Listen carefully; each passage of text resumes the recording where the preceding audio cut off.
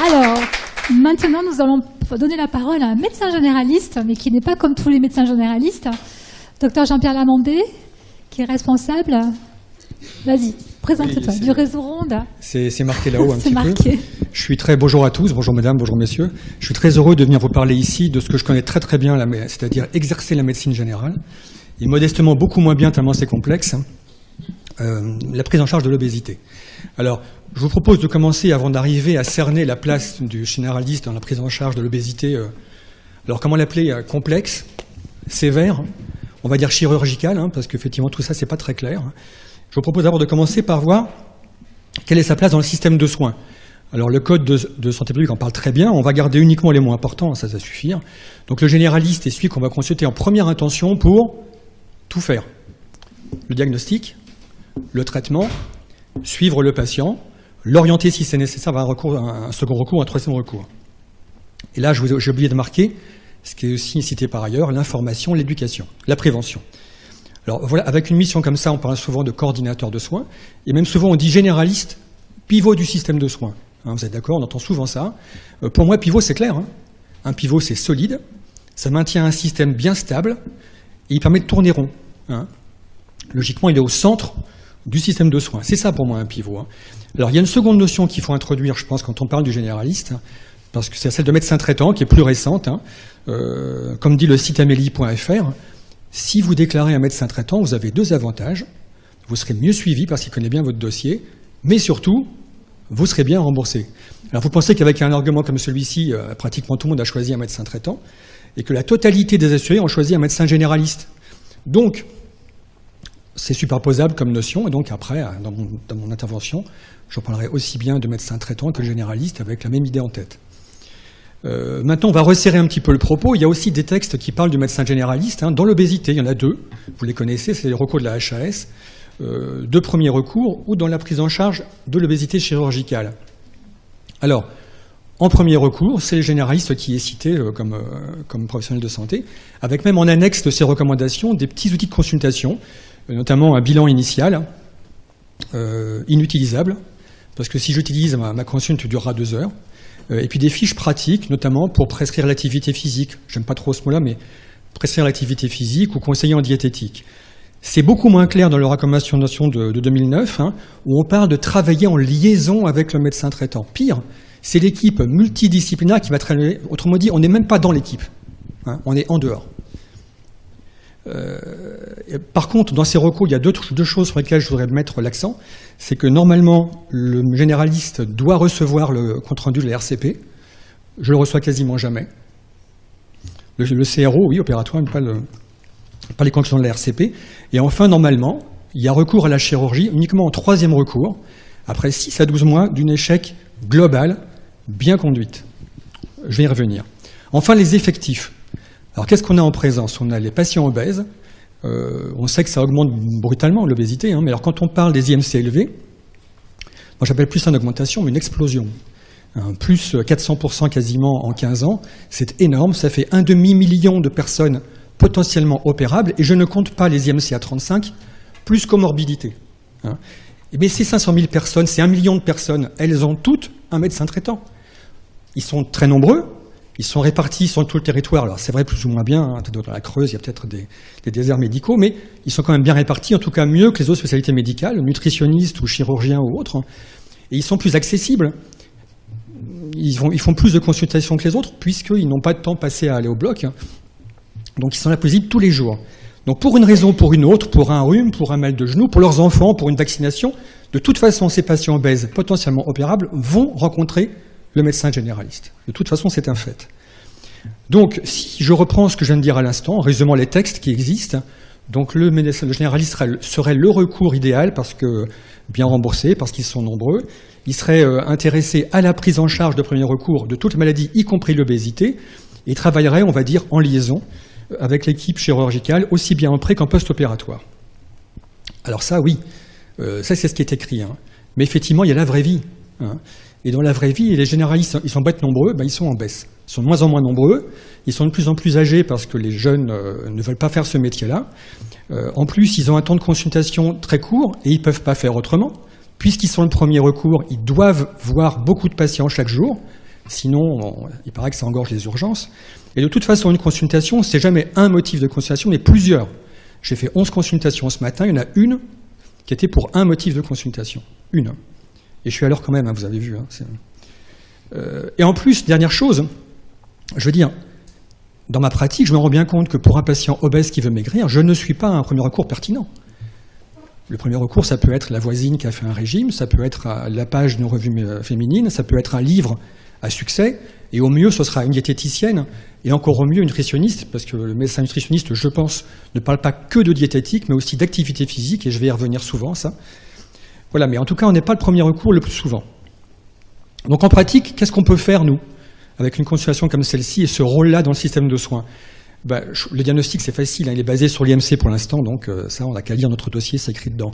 Mais surtout, je crois que personne ne connaît mieux le patient que le médecin généraliste. Votre généraliste, vous ne le gardez pas 6 mois, vous ne le gardez pas 1 an ni 2 ans, vous le gardez plus, en général, 8, 10 ou 15 ans. Donc il n'y a personne qui a une connaissance du patient, de sa famille, de son contexte, meilleure que celle du généraliste.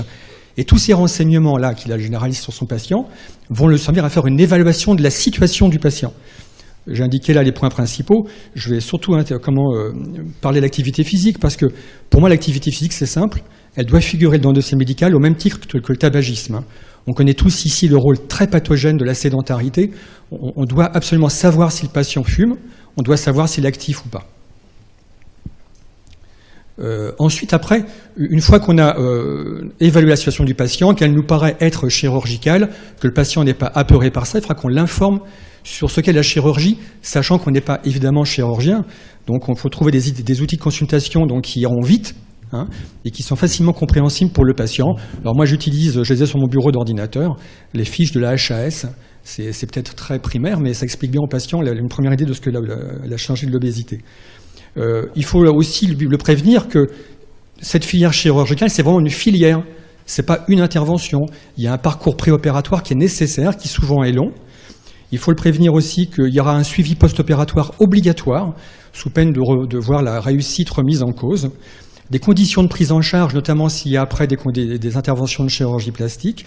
Et lui dire aussi, peut-être pour le motiver davantage, que s'il atteint de comorbidités comme le diabète, l'hypertension, l'apnée du sommeil peut-être, il y a peut-être une chance qu'avec la chirurgie bariatrique, ces maladies soient, je ne sais pas guéries, mais en tout cas pendant quelques temps soulagées. Une fois que l'information est faite, et je crois qu'il faudra garder une consultation qui aura comme seul motif de consultation cette information, un motif unique, on parlera de rien d'autre. Une fois que l'information est faite, je crois qu'on peut laisser le patient partir avec, si possible, un petit document. Alors, je ne vais pas remettre à chaque patient un truc, faut les copier. Hein. Par contre, on peut le diriger avec le lien sur la HAS. Il y a un livret du patient qui s'appelle, je crois, « Ce qu'il faut savoir avant la chirurgie bariatrique ». Hein. Lui dire de lire ce document et lui dire de revenir, comme ça on verra sa motivation, hein, lui dire de revenir pour une consultation encore dédiée à la décision qu'on prendra bien sûr avec le patient. La décision, elle sera dictée par un truc, c'est les recommandations de la HAS, hein, qui disent bien que entre le premier recours, celui du médecin généraliste, et la chirurgie, il doit y avoir un deuxième recours. C'est une prise en charge globale et multidisciplinaire. Donc pour résumer, premier recours médecin généraliste. Si le généraliste pense que la situation est trop complexe pour lui, ou s'il a déjà essayé que c'est un échec, il y a un second recours qui sera idéalement sa prise en charge à lui médicale, entouré par un nutritionniste, entouré par un diététicien, un psychologue, association de patients bien sûr également. Et si jamais c'est déjà fait, ça a été un échec, éventuellement il y a un troisième recours qui serait la chirurgie bariatrique. Pour faire un petit détour, parce que j'ai aussi une casquette, vous l'avez vu, médecin du réseau Obésité Île-de-France Ronde, à ces 3 niveaux de recours, le réseau a son rôle à jouer. Le réseau de santé peut fournir, par exemple, au premier recours, aux généralistes, des outils de consultation adaptés à une durée d'1/4 d'heure de consultation, par exemple. Il peut faire plus, hein, bien sûr. Au second recours, il peut proposer, lui, sur son territoire, une prise en charge très globale. Pour prendre l'exemple de ce que je connais bien, sur le département de l'Essonne, essentiellement, c'est vraiment très global ce qu'on fait. Ça va de l'éducation thérapeutique en diététique basale, jusqu'à l'art-thérapie, la sophrologie, le théâtre thérapeutique, la socio-esthétique ou les groupes de parole. Donc les réseaux peuvent fournir une prise en charge médicale globale, bien conduite. Et au troisième recours, on peut par exemple construire avec une équipe chirurgicale qui n'aurait pas cette option, un programme éducation thérapeutique avant l'opération, après l'opération, ou même encore mieux, avant et après l'opération. Après vient le moment de l'orientation. Alors on oriente tous, nous, quand on est généraliste, avec des gens qu'on connaît, si on peut. On sait qu'on pourra les appeler, on sait qu'on aura un courrier qui est bien.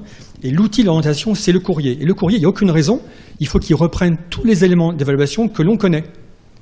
Avec 2 points importants, je vais y revenir, donc, c'est le niveau d'activité physique. Alors ça, je vais vous dire, vous savez très bien qu'il y a quelqu'un qui a un IMC à 40, à 99 fois sur 100, un niveau de masse musculaire dans les chaussettes. Et pourquoi il pratique pas, ce monsieur ? Il faudra le dire au chirurgien ou à son équipe. Pourquoi il ne pratique pas ? Parce qu'il a mal, parce qu'il a une grosse contre-indication cardiovasculaire, parce qu'il n'aime pas ça. J'en sais rien, mais une fois qu'il sera opéré, il y a de grandes chances qu'il perde beaucoup de poids très rapidement. Donc, quoi qu'il fasse, il perdra encore du muscle. Ce serait quand même idiot d'arriver à un patient qui se fait opérer pour perdre du poids et qui se retrouve en post-opératoire encore plus inopérant à l'effort qu'il ne l'était avant. Ce serait quand même complètement dommage. Et le second point important, c'est les motivations. Alors les motivations, pourquoi est-ce que ce patient est-ce qu'il veut maigrir et pourquoi est-ce qu'on va l'opérer ? Pour quel motif ?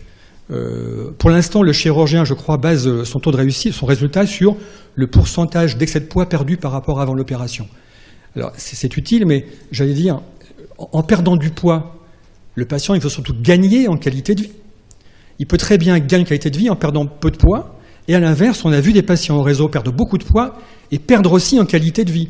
Donc il est quand même bon de transmettre à l'équipe chirurgicale ces motivations qui donneront autant de critères pour juger du bon résultat de l'opération.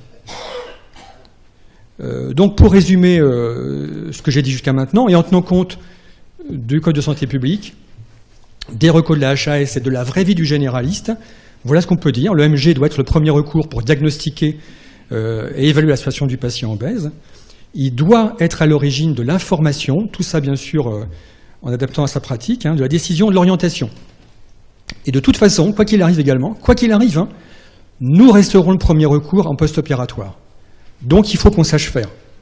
Et pour qu'on puisse savoir, il y a un outil très pratique, c'est le compte-rendu de la RCP. Encore une fois, j'en ai jamais reçu un seul.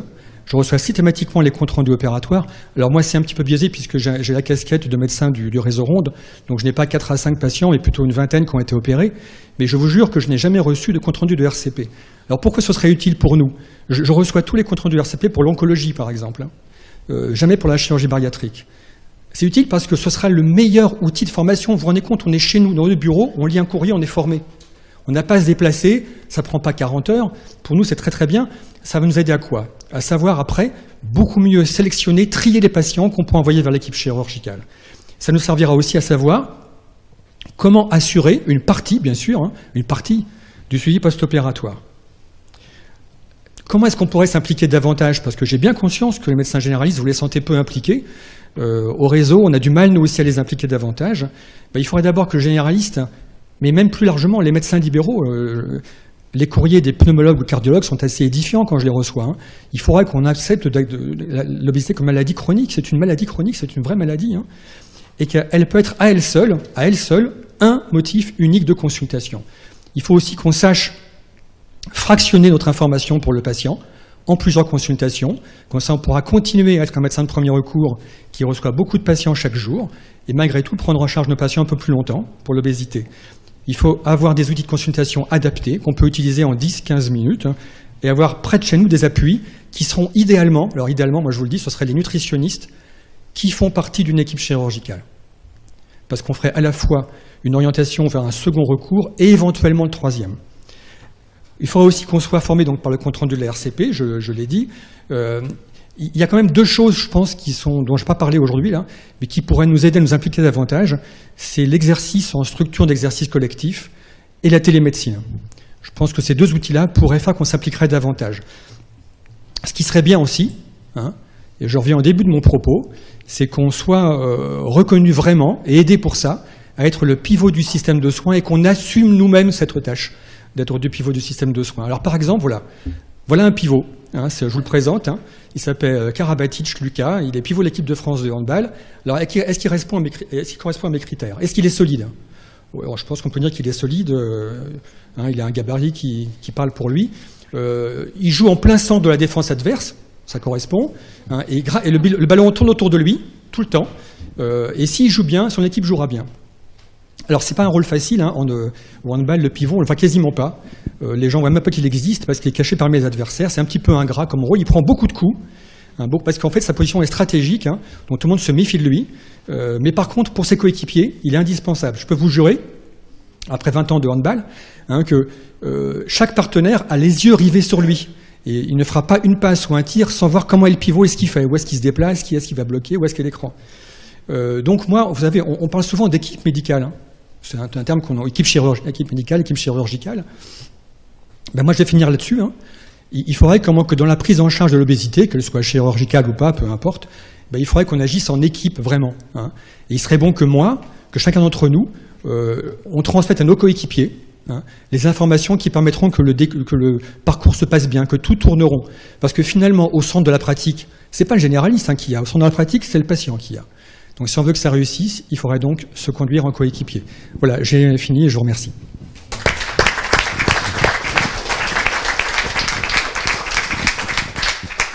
Merci beaucoup Jean-Pierre. Profitons de notre médecin généraliste pour lui poser des questions. Est-ce que vous avez des choses à lui demander ou des commentaires à faire? Bravo pour ton exposé. Hein. Au fond de un médecin nutritionniste. Merci. Oui, je trouve que c'est très bien d'évaluer le niveau d'activité physique. Je trouve simplement qu'on n'évalue pas assez le niveau de sédentarité, qui finalement n'est pas la même chose, parce qu'il y a des gens qui n'aiment pas bouger, faire du sport, ok, mais qui vont trottiner chez eux, qui vont jardiner, qui vont faire plein de petites choses. Il y en a qui vont passer la journée dans un fauteuil. Et je pense que c'est beaucoup plus délétère d'être hyper sédentaire que d'être pas actif. Enfin, il faut différencier en fait le côté activité et le côté sédentarité. Oui, tout à fait vrai, d'autant plus qu'on a du mal à comprendre les deux notions différentes. Il y a des gens qui pensent qu'être sédentaire, c'est ne pas faire de sport, alors qu'on sait maintenant très bien que, par exemple, un sportif de haut niveau qui s'entraîne 3 heures par jour, 4 heures par jour, qui par ailleurs aurait comme loisir le bridge et le jeu sur Internet, qui passe 8 heures assis, prendra autant de risques qu'un patient qui n'est pas sportif de haut niveau. Mais c'est dur comme notion à faire passer, même pour les médecins libéraux, pour les patients encore plus. Mais c'est exact, il faudrait plus en tenir compte, je suis d'accord avec vous entièrement. Ouais. Concernant le compte-rendu des RCP dont on a parlé déjà ce matin et que vous avez souligné cet après-midi, donc les médecins généralistes ne reçoivent pas les comptes-rendus de RCP, alors qu'ils reçoivent les comptes-rendus de cancérologie. Alors, il faudrait essayer de trouver une explication. On peut demander aux chirurgiens présents s'ils les envoient. Et est-ce que les comptes rendus, maintenant de plus en plus, les comptes rendus sont envoyés aux malades personnellement? Est-ce que vos malades les reçoivent? Non plus. Ça fait partie des recommandations de la HAS. Il faut que la RCP soit envoyée aux médecins généralistes et aux malades. Moi, j'avais proposé il y a quelques années, pendant un congrès on établisse un compte rendu type, tout simplement, de conclusion type. Pour moi, le compte rendu, c'est quoi? Ça veut dire, est-ce qu'on va opérer ce patient? Si oui, pour obtenir quoi? Et quelle technique on va retenir? Et de quoi sera faite la prise en charge post-opératoire immédiate? Parce qu'encore une fois, je vous assure que, effectivement, on ne sait pas faire, vous avez raison, on ne sait pas bien faire. Hein. Mais si un patient a mal au ventre 4 jours après l'opération, nous, on sera visible beaucoup plus facilement que le chirurgien. Donc il faudra qu'on sache quand téléphoner ou pas. Donc il faudrait qu'on apprenne ça par le contrôle de l'RCP. Les 3-4 jours qui suivent, les 8 jours qui suivent, je ne sais pas, hein, je ne suis pas un spécialiste de l'obésité chirurgicale, mais il faudrait que je suis persuadé qu'une des conclusions motivées de la RCP, conclusion motivée, pourquoi on fait ça, serait très utile pour la pratique du médecin généraliste. On est demandeurs en tout cas.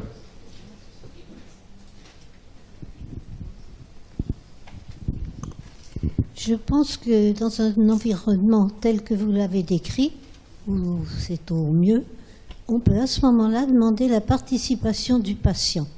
Parce qu'il peut avoir confiance et il peut être autonome.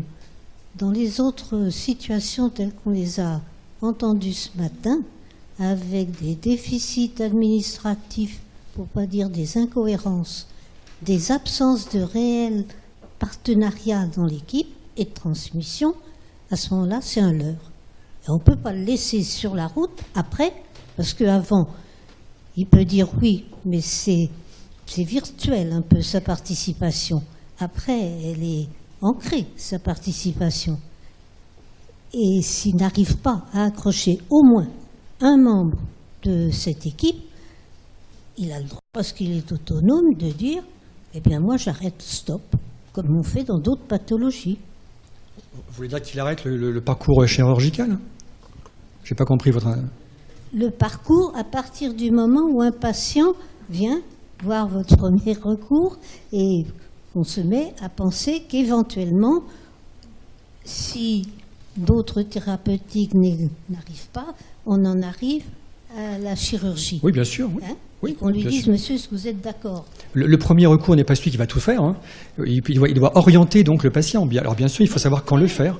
On a tous des compétences différentes. On lâchera le patient plus ou moins tôt, oui, bien sûr. Oui, mais il n'y a pas tellement de répondants après, d'après ce que vous écrivez, pas vous, mais les autres dans leur circuit. Eh bien, monsieur, débrouillez-vous avec le chirurgien, ben, monsieur, débrouillez-vous avec la diététicienne, mais elle n'est pas payée pour, mais elle n'est pas payée moins que le généraliste. Hein. Oui, non, mais j'insiste là-dessus. Le rôle de premier recours, on est pris des deux côtés. Hein. D'un côté, on nous impose on nous dit tous les jours le généraliste à cause d'eux qu'il y a trop de gens aux urgences. De l'autre côté, après, là, par exemple, on est en train de parler d'un traitement difficile qui est celui de l'obésité, mais on n'a pas le temps de le faire. On doit s'arrêter au bout d'un quart d'heure. Donc vraiment, la solution, je l'ai dit, hein, c'est fractionner. Et en plus, si on fractionne nos interventions, on verra bien si le patient il est motivé. Parce que s'il ne revient pas en parler, c'est que finalement, il n'est pas prêt. Et on revient dans l'équipe à la notion de médecin référent. Médecin référent, ça n'existe plus. Hein. Non, mais c'est médecin dans traitant. l'équipe, Ah oui. doit se définir, ça peut être le généraliste, mais doit se définir un médecin référent. Sinon, effectivement, le malade fiche le camp. Il ne sait pas qui s'occupe de lui. On va prendre une dernière question, sinon on va prendre trop de retard. Corinne, dis-nous. Bonjour. Bonjour. Mais finalement, quelle est la place du médecin nutritionniste dans Alors, tout ce que vous nous avez raconté? Dans ma pratique, moi, le nutritionniste, c'est un second recours. Alors, il m'arrive parfois d'emblée d'envoyer parce que je me rends compte que je n'y arriverai pas, un gros trouble du comportement alimentaire. Moi, je suis comme le chirurgien, hein, je ne sais pas faire. Hein. Donc, dès le départ, que je peux me dire, tiens, c'est trop compliqué pour moi. Elle me dit qu'elle se lève la nuit pour manger, je n'y arriverai pas, je vais passer la main tout de suite. Encore une fois, le premier recours, ça n'est pas forcément traité. Il y a des recommandations de la HAS pour le premier recours qui existent, mais on peut ne pas les utiliser si on pense qu'on n'est pas au niveau. Et donc moi, pour un recours idéal, je vous l'ai dit tout à l'heure, c'est le nutritionniste intégré à une équipe chirurgicale, parce que d'un coup, je pose l'option chirurgicale tout de suite, mais en même temps, je respecte le deuxième recours. Oui, toute petite, micro. Pour vous, est-ce qu'il y a un système de formation qui semblerait idéal pour les médecins généralistes? Parce que vous nous avez dit GRCP, le compte-rendu c'est génial, je suis assis, je lis. Est-ce qu'il y a d'autres systèmes qui vous sembleraient cohérents ou pertinents? Il est très très difficile de faire bouger les médecins généralistes, enfin je vais dire libéraux, parce que je vais grouper, pour faire des formations, vous savez, les formations rémunérées par le GDPC, hein, qui vont durer une journée entière, voire 2 jours entiers. C'est très compliqué de les faire bouger, même quand ils sont motivés pour ça et qu'ils nous disent qu'ils sont prêts à en faire. Donc là, c'est un petit peu comme la télémédecine pour la pratique médicale. Il me semble que les formations style e-learning seraient les bienvenues. Merci, on va arrêter En là. plus de l'RCP. Merci Jean-Pierre. Merci. Beaucoup, on peut l'applaudir.